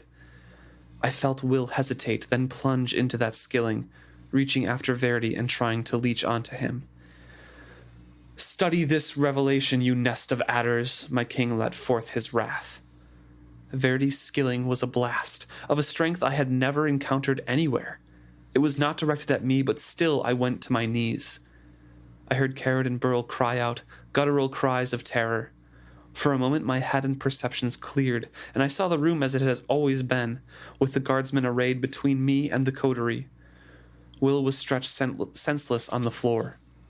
Perhaps I alone felt the great surge of strength that cost Verity to save me. The guards were staggering, wilting like candles in the sun. I spun, saw the door at my back as it opened to admit more guards. 3 strides would carry me to the window. Come to me. There was no choice left for me in that command. It was impregnated with the skill it rode on, and it burned into my brain, becoming one with my breathing and the beating of my heart. I had to go to Verdi. It was a cry both of command and now of need. My king had sacrificed his reserves to save me. It's just too little too late. Oh, that was not nice of me. But Verity is doing Fitz a service here. Yeah. Fitz makes a comment of how he's not even bothering to think of what will happen to him after he uses all this strength wherever he is, which is pot calling the kettle black, because Fitz does that all the time. Fitz pulls that kind of move. It must be in the Farseer blood, because clearly everyone in this line just does whatever it is that they think they need to do whenever they're angry without thinking about consequences. I'm glad Verity did this. Yeah, it does save Fitz. It does save Fitz, and that is important. But also, I wish Verity would have done something to save Fitz 2 books ago. Clearly, he is capable of doing something on the verge of death to save Fitz. So I bet he would have been even better at it if he would have tried, I don't know, when the red ships first started attacking, whenever his brother tried to kill his brother-in-law.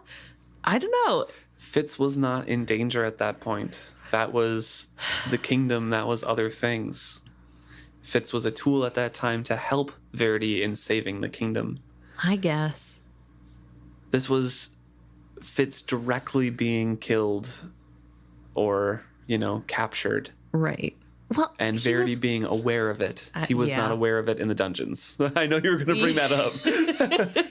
They did not have a connection strong enough then. They were not skilled in there. Right. But it just is a little frustrating. While I'm very glad that this happened, it is frustrating to read for me because it makes me think of the dungeon. Where was Verity then? And I know that they didn't have a great connection, and maybe he wasn't 100% sure what was going on, but surely he could have figured it out. He skill walks alone, walking on the skill road, keeping his mind not distracted at all. I know. I think Verity was going through a lot too. Okay, I'm being very harsh to Verity. I don't know if he's gonna waste all his energy anyway.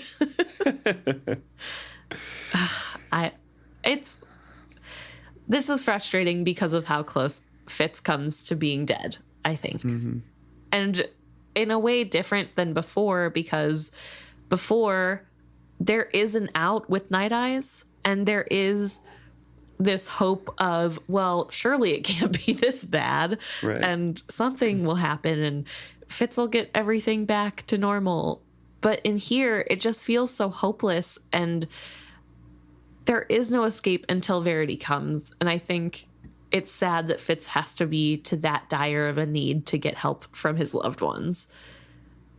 Although that's not fair, because Burek did try to help in his own way, and so did Chade.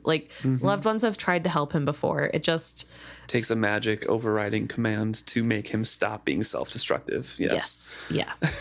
All of it is frustrating. I'm also frustrated at Fitz, but I feel a little bit worse for Fitz than I do for Verity at this moment. So taking it out on Verity. But Verity does save him. Fitz jumps out the window and says, he was hoping that there were some bushes below to break some of the fall. Instead, I slammed to the earth amid shards of glass a fraction of a moment later. I had leaped, expecting to fall at least one story from a ground floor window. So, at least one story. So you're kind of right in that there was probably at least 3 stories to this. Right. But he was on the 2nd floor at that time. And then Will made him go down to the 1st floor without him knowing it. Right. Yeah, it definitely, I don't know. Although if he was on the 1st floor no. I don't know. It's all confusing to me. I'm not going to try to think around it anymore. I can't. I do not have the mental capacity. So he rushes out. He's knows he's not going to be able to escape the city on foot, so he has to go to the stables. He charges in. There is a stable girl there that he kind of frightens, and she rushes off calling for hands. Hands. And Fitz goes over to the stables, finds a horse that he recognizes, which is Regal's horse, Arrow. The horse recognizes him as well, trusts him because even though he hadn't seen him in like 8 months or something like that, he had been with him since he was a foal. So gained trust, got up on Arrow, started to head out, and Hands was standing right in front of the horse, blocking him. I looked down at Hans's incredulous face. I had to grin at his shocked expression. Just me, Hans. Got to borrow a horse, or they'll kill me. Again. I think perhaps I expected him to laugh and wave me through. Instead, he just stared up at me, going whiter and whiter until I thought he'd faint. It's me. Fitz. I'm not dead. Let me out, Hans. He stepped back. Sweet Ida, he exclaimed, and I thought surely he would throw back his head and laugh. Instead, he hissed, Beast magic.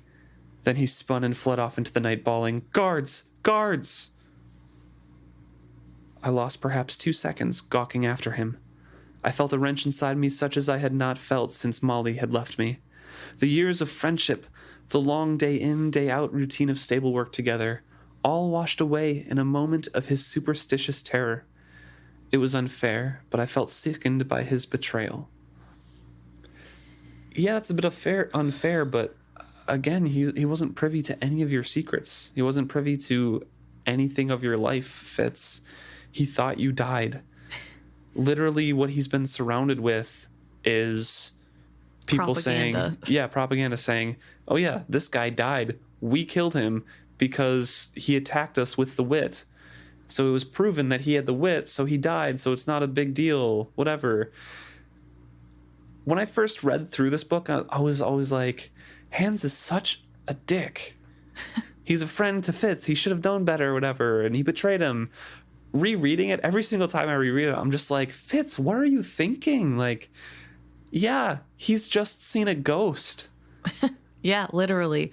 That's who he thought was his friend for a decade at least. And now here's his ghost of the guy that got accused of wit magic to somebody who doesn't really understand wit magic because Fitz never shared the bad stories growing up. Right. Of this is the wit, they can come back from the dead, they can transform into beasts and charm them. And it's got to be traumatic for Hans because he's like, this guy was in the stables with me. What was he doing with the animals? Right. Yeah, it would definitely be scary. While I think it's really sad that this happens because I too would love it if Hans is like, oh, I guess it is you, Fitz. Go ahead. Right, yeah. That'd be great. I would love that. It just makes no sense. No. This isn't that type of book, unfortunately. No, yeah. Not the right type of fantasy. But it is really sad. And I do feel for Fitz here. 100%, yeah. Because he did lose a friend. But at the same time, how good of a friend is someone who you have never been your true self around and who you have lied to about almost every aspect of your life? Because it's not just the wit that Fitz was hiding from his friend Hans.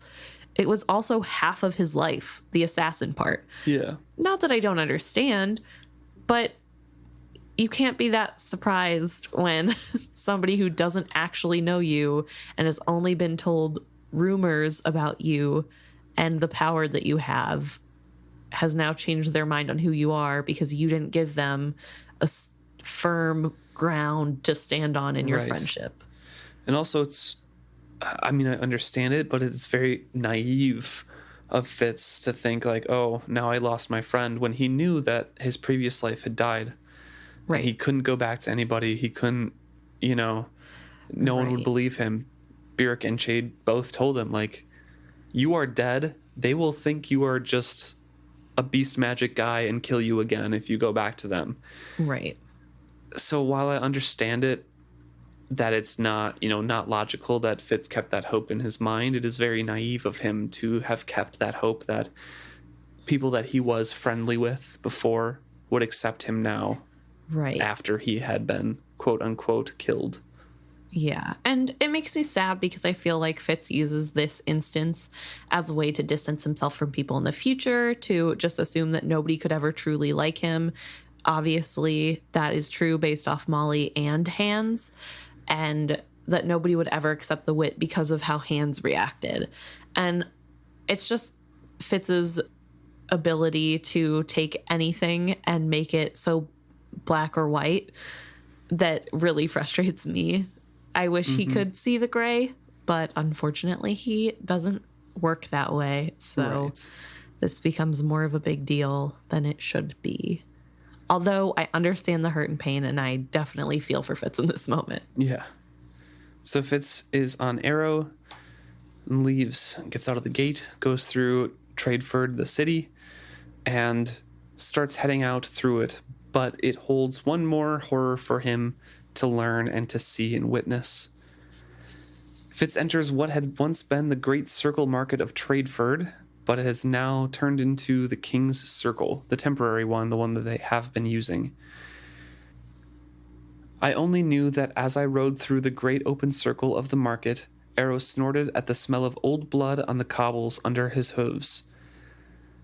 Their old gallows and whipping posts were there, elevated for the benefit of the crowd, with other mechanical devices whose uses I had no wish to understand. And as he's riding through this, he has a twist of feeling writhe through the air, wrap itself around Fitz's thoughts and bend them. At first he thinks it's will reaching with the skill, but no, this was worse. This came from a deeper, more primal source, as insidious as clear water that was poisoned. It flowed into me, hatred and pain and stifling claustrophobia and hunger all rolled into one dreadful longing for freedom and revenge. It reawakened everything I had ever felt in Regal's dungeons. It came from the cages.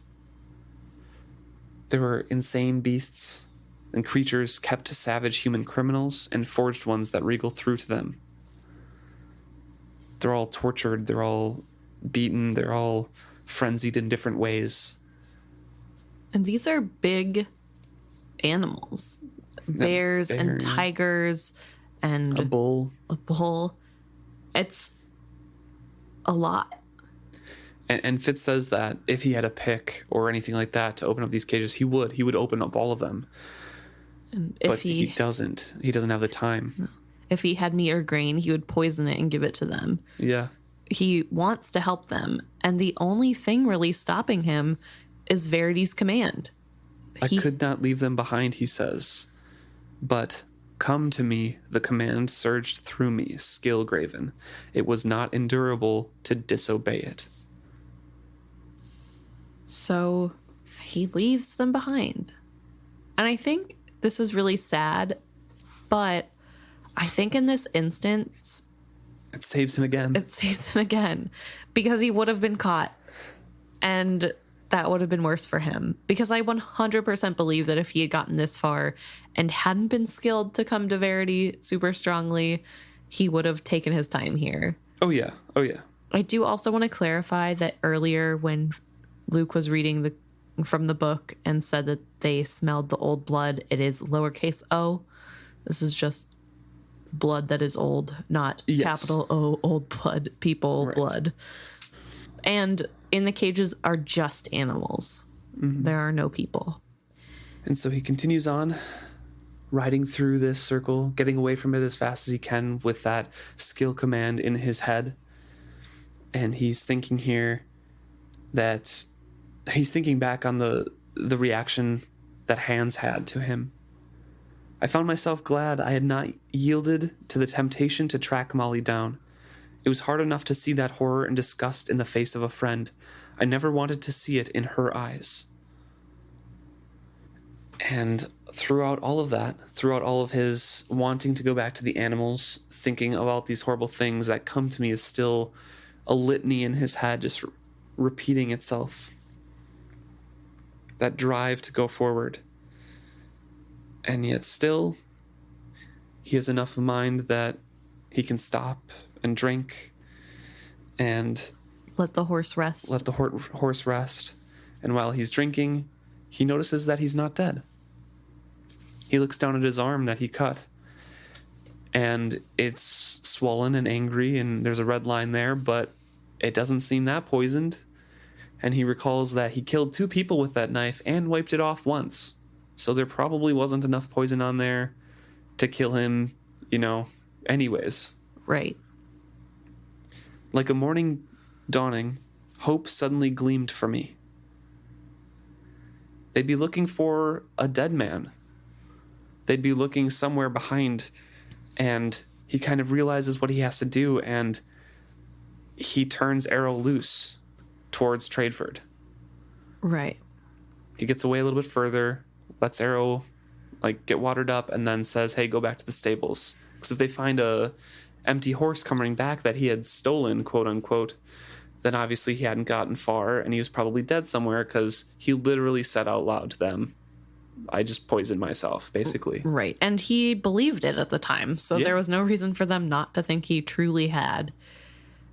Also, it's interesting to see Fitz start to puzzle things out again, to thinking of the future. He thinks about how they would be expecting him to go back south towards Buckkeep, most likely anyway. Yeah. And so that's why he's going the direction he did. He's staying off main roads because eventually anybody coming into a town is going to be questioned. So he has to stay away from that. He's really thinking ahead to the future, which is nice to see again, especially when it's not tied up with killing Regal, right, and self-destruction. So he shouts at Arrow, stomps him off, and hears "come to me," the command still echoing through his head.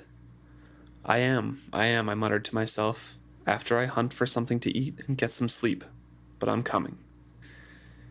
He knows that his winter clothes, his pack that he hid before, are all in town. He can't go back to them. He just has whatever he has on his back. The yellow shirt, the green trousers, sword and a knife, and that's it. At least he has weapons to protect himself, I guess. Right. But yeah, it's going to be a little cold without a blanket or warm clothes.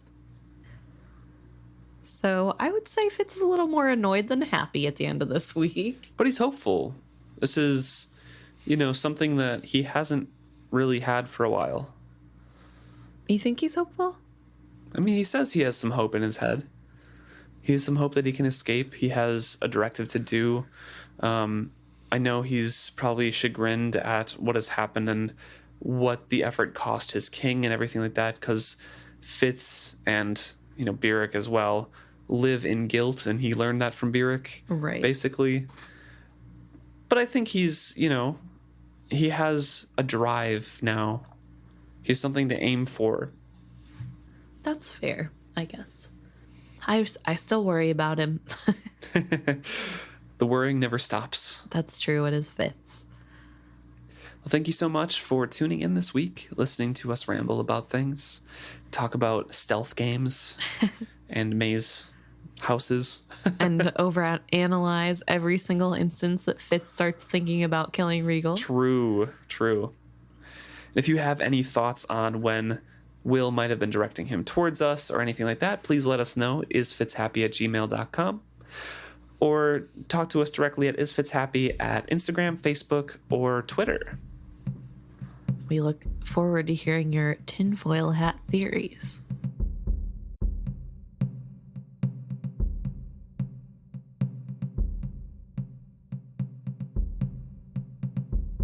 All right, it's my favorite time.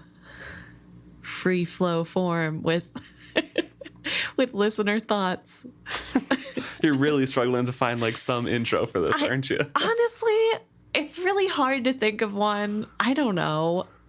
But, it is what it is. Everybody gets to be surprised every week, just like me, when something comes out of my mouth. So here we are.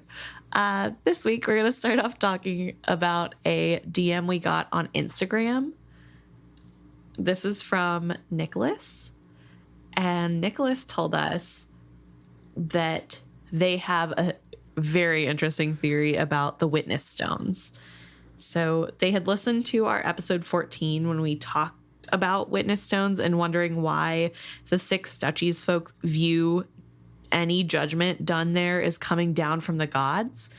And they proposed that perhaps the reason is that in the past, people went to the judgment stones to travel to Elderling cities to get judgment, or the Elderlings held council at the stones, so they didn't really have to travel that far.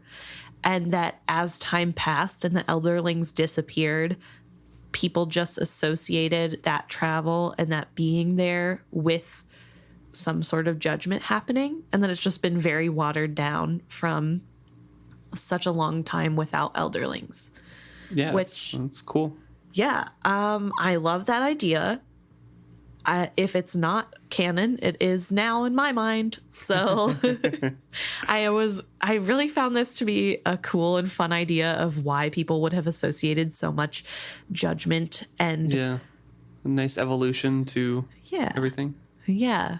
So I like that explanation. Thank you so much, Nicholas, for giving us that really cool idea. Mm-hmm. And if anybody else ever has any fun ideas, feel free to share them with us. I love them, even if some of them are more far-fetched than others. See, I always kind of thought that it was similar to what Nicholas was saying, but with Taker being from the Out Islands, and the runes on the skill pillars being almost exactly to God's runes, the islands. They thought these were like God stones kind of thing, so they went there traditionally for judgments, and that kind of just developed from there. Yeah. They're both just like an evolution from a historical practice into a watered down thing. True. So. No, it's definitely something that is a little confusing that isn't super touched on. So it is fun to guess at why things may be that way. Thank you, Nicholas. And then we have some emails from Tyler. First off, I want to thank them for emailing in these thoughts.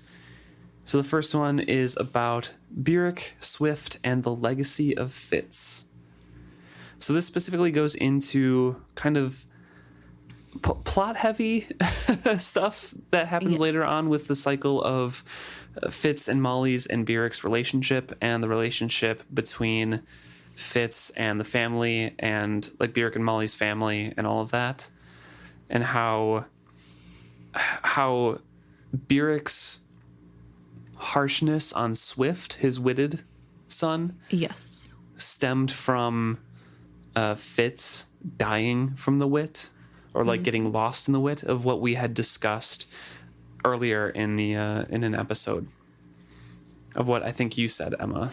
Yes, this is when we don't know in book yet that Byrrc thinks Fitz is dead, right. But when Fitz fought the witted one, we talked about how he will know, forged one, or the forged one. Thank you. That Byrrc will see that and think it is Fitz, and I touched on how that's probably why he and Swift butt heads a lot more. Yes, because it killed Fitz, as far as Byrrc knows. Byrrc takes the blame for that because he lost Fitz to the wit, basically, into being an animal, and Byrrc made him do that. Yep. So Tyler is saying that is what would probably lead to the splitting apart of Byrrc and Molly's family. Right. Because Byrrc is so harsh on Swift. Swift was already running away. Byrrc would probably be drinking more and more. And even though Fitz caused that rift unintentionally, but the reaction to Fitz's quote-unquote death caused Byrrc to start down that more abusive path. His return kind of fixes it in a way. Right. When Byrrc learns that Fitz is alive, that he didn't die during that point, it kind of breaks him because he's treating Swift this way the whole time, and during that whole journey he learns more about the old blood and all of that kind of thing, and the accepting communities, and even though Fitz is the driving factor of them splitting, it's kind of necessary for him to come back around and fix it, and it's a nice little like cyclical pattern there. Yes. Yeah, it also touches on how this choice ruins his relationship with Nettle for most of her life. It isn't until much later that she learns the reasoning behind Fitz leaving, and then she fully accepts that and accepts him as her father. And it really is just this pattern of messaging that Hobb has, that giving someone the whole picture to look at is better than letting them live in the lie of good intentions. Yep. Yeah. And that's a major point that Tyler thinks Hobb is writing about. And it does make sense. And that does pop up again and again as well. Right. That miscommunication and not having all of the plans and thoughts really leads to a lot of bad situations and relationships. Right. Especially the idea of keeping a loved one out of the loop to protect them, not even giving them the choice to choose to stay or leave or whatever it is that they need a choice for. You're not giving them that information. You're making the choice for them. And it always ultimately has a negative impact. Yeah. So thanks for that email there. And the other one that Tyler sent is about the relationship between Night Eyes, Kettricken, and Fitz. Yes. Another interesting topic. Yes. So I am one of the people of the opinion that Kettricken could have been a great partner for Fitz. I think I agree with Night Eyes in this sense, but Tyler is bringing up some thoughts, maybe some inconsistencies within the writing that I think I can address some of them. Specifically, they are talking about how they're rereading Royal Assassin and that they were struck by that it's Night Eyes warning Fitz not to develop feelings for Kettricken due to him and Verity's spirits intertwining. And when later on in the series, Fitz will remark, and Night Eyes as well, how much he loved Kettricken and how much he would have chosen her as a mate for Fitz. So Tyler's wondering what our thoughts are on that. And there's more to this email, but before we move on, I kind of want to establish that I think that's getting the details a little bit wrong. From what I remember in Royal Assassin is Night Eyes saying, don't get close to Kettricken because that is like the pack leader's mate. That is not your mate. I thought that's what the whole thing was about. So I don't think it was like, it's because you and Verity, you're skilled together or whatever. It's like, don't, like this, there's a pack hierarchy to everything. Right. That's what I thought it was mainly about. Because at that point in Royal Assassin, Night Eyes is still really young. He doesn't understand human relationships in general, even friendships or anything. It's all down to pack. Yeah. And so I don't remember the exact chapter or wordings, but I seem to recall that's what it was about mainly. Of just like saying, hey, don't get involved with this female. Go to your own female. Yeah. Yeah. Yeah, I guess I don't have a super strong opinion either way, because if I'm being super honest, I thought Night Eyes was the one who liked Kettricken more and had zero recollection of him telling Fitz not to like her. So I haven't thought about this at all in a in-depth sort of way, but it is a interesting thought process that he would say don't get involved. Yeah. Because I know later he loves her so much. Yeah, that's what Tyler's also asking here. So they say, so I'm wondering what your thoughts are on that. Is it just that Hobb hadn't fully thought through what Kettricken and Night Eyes' relationship was going to be? Or perhaps it was just that Night Eyes hadn't had time to develop a connection with her until later on. Or maybe since Fitz and Night Eyes hadn't fully bonded the way they would in Assassin's Quest and the other books of the series, Fitz's feelings for Kettricken hadn't bled over onto Night Eyes. As Fitz would later say, him and Night Eyes weren't just partners, they were a complete unit. So for me, I remember specifically a lot of the bonding that Night Eyes and Kettricken have is at the end of this book, Assassin's Quest. Mm-hmm. Yes, Fitz and Night Eyes haven't been bonded like fully together, and maybe it's a little bit of bleeding over of Fitz's love and admiration for Kettricken in what he insists to be a platonic way all the time. But I really think it's the end of this book that really solidifies Night Eyes like, hey, you and her would be good together kind of thing, because she and him, with her fledgling wit connection, he kind of takes care of Kettricken. They go hunting, and she can be alone, and yet with somebody the whole time.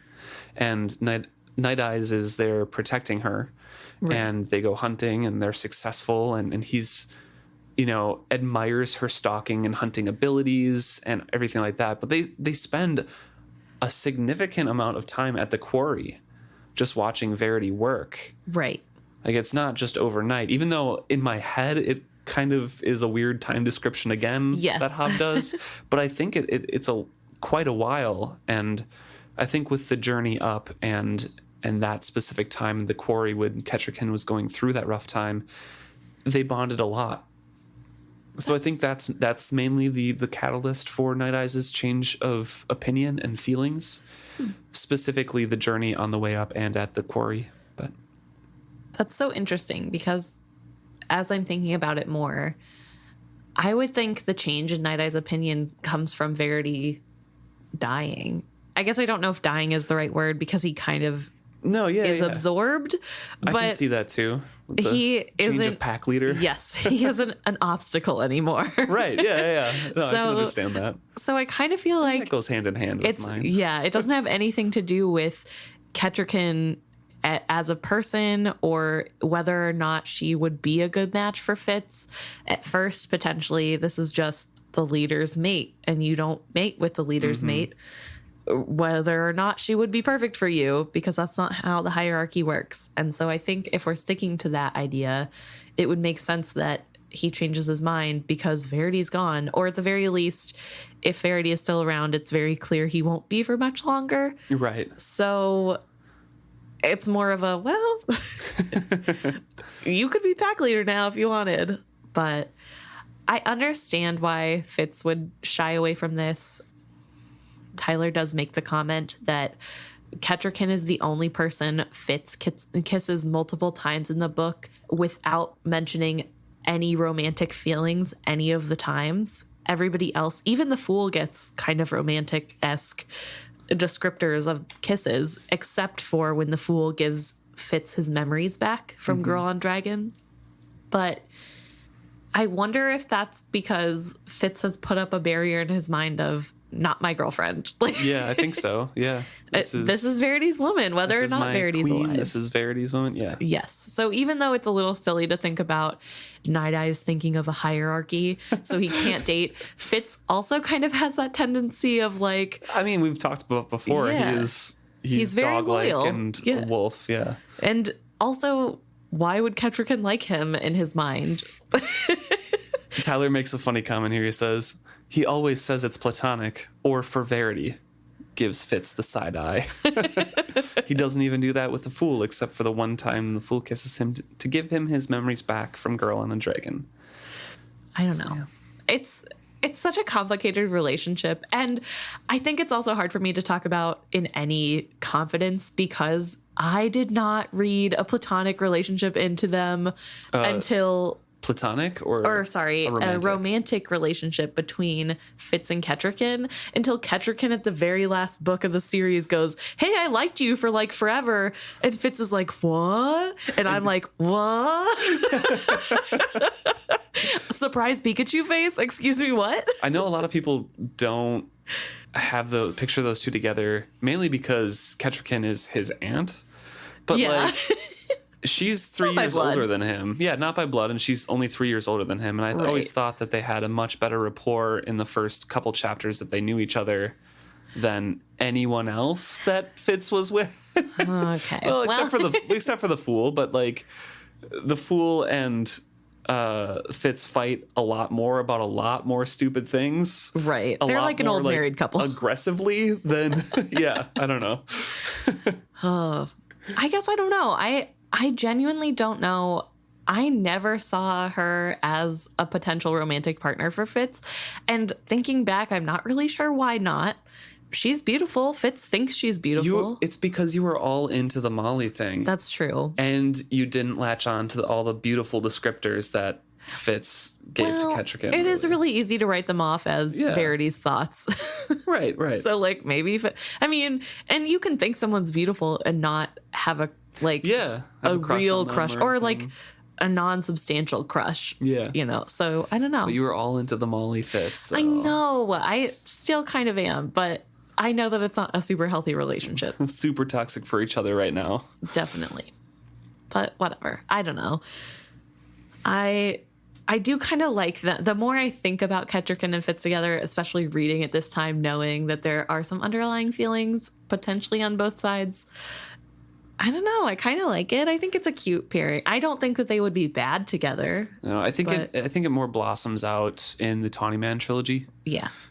Of at least from Kettricken's side, Fitz, of course, is Fitz and remains oblivious to everything until the very last book, very last chapter. So, yes, just like my dear Emma over here.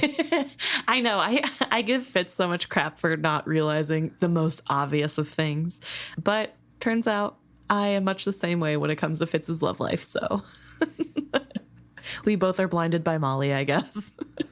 Thanks so much, Tyler, for emailing in. And if any of you guys have any topics or thoughts you guys want to discuss with us, let us know. It's fitzhappy@gmail.com. We love hearing from you, even when they have nothing to do with chapters that we're currently on. We love all of the theories.